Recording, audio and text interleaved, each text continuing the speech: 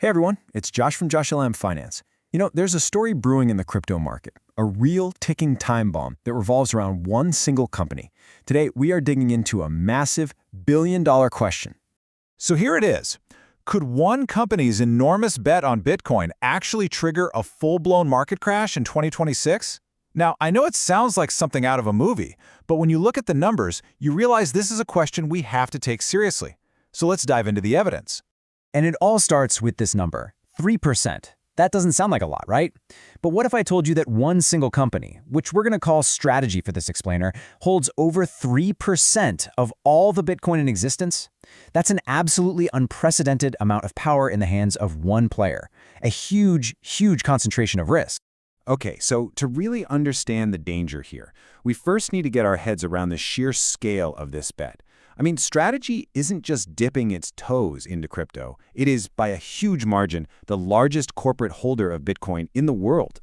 Let's just play this forward a bit. Imagine it's late 2025. Based on their buying habits, Strategy could be sitting on over 671,000 Bitcoin. Now, if they spent around $50 billion to get that stash, that would put their average buy-in price at about $75,000 a coin, making their total holdings worth around $60 billion. Just let that sink in. That is a staggering amount of capital. And if those numbers don't blow your mind, this chart will. It puts everything into perspective.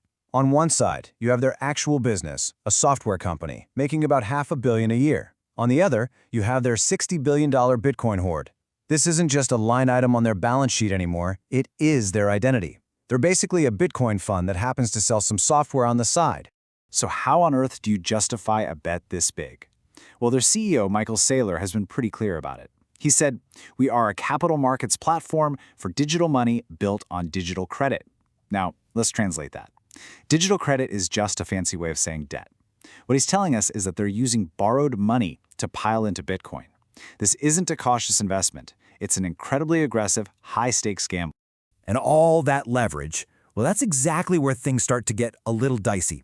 There are three major interconnected risks that come from this strategy, and we need to unpack every single one of them. Now, the really scary part is that these risks aren't happening in a vacuum. They all feed into each other.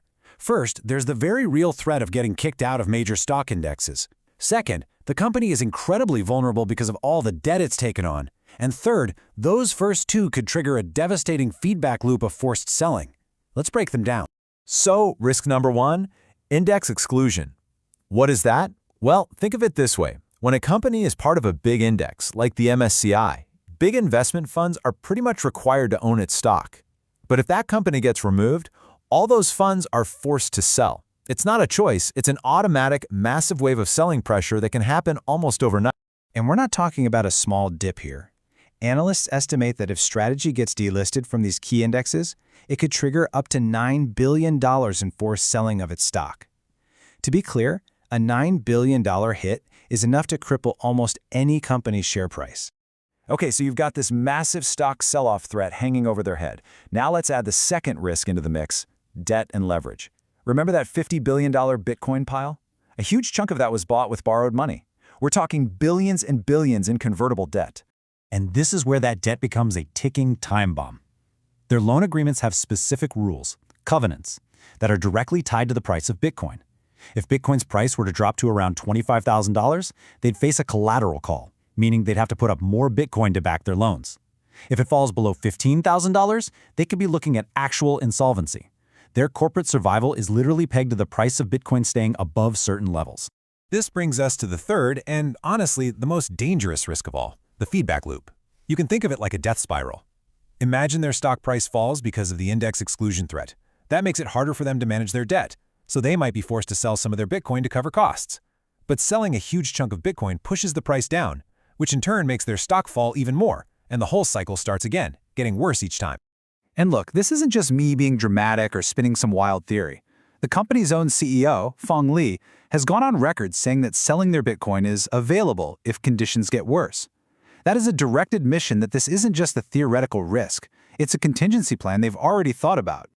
So we've got the what and the how. We see the risks, but the biggest question is when. Why are we so focused on 2026? Well, it turns out 2026 is shaping up to be the year where all these different pressures could collide at once. This timeline really paints the picture of a potential perfect storm. First, if you look at Bitcoin's history, the year after a halving event tends to be a major correction year. That puts 2026 right in the crosshairs. Then you have that MSCI index exclusion decision with a hard deadline of January 15th.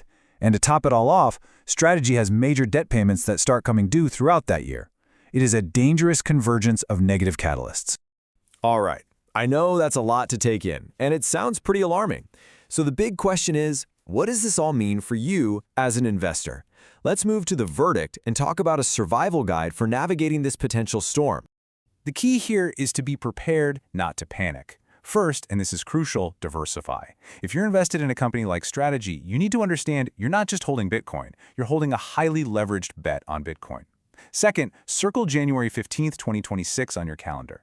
That MSCI decision is going to be a massive signal. Third, holding some cash isn't a bad idea. Even Strategy keeps a couple billion in reserve for a reason. And finally, remember to zoom out. These are very real near-term risks, but they don't necessarily erase the entire long-term story for crypto. Which really brings us to the final question I want to leave you with today. With all this leverage, all these deadlines converging, are we looking at an unavoidable crash? Or is this just the kind of scary, volatile, but ultimately healthy consolidation that this market is famous for? So, what do you think? Is 2026 going to be a year of crisis for Bitcoin or just another wild chapter in its story? I really want to hear your take, so drop your predictions in the comments below. And hey, if you found this useful, hit subscribe and stay tuned for more clear, no-nonsense breakdowns from JoshLM Finance. Thanks for watching, and I'll see you next time.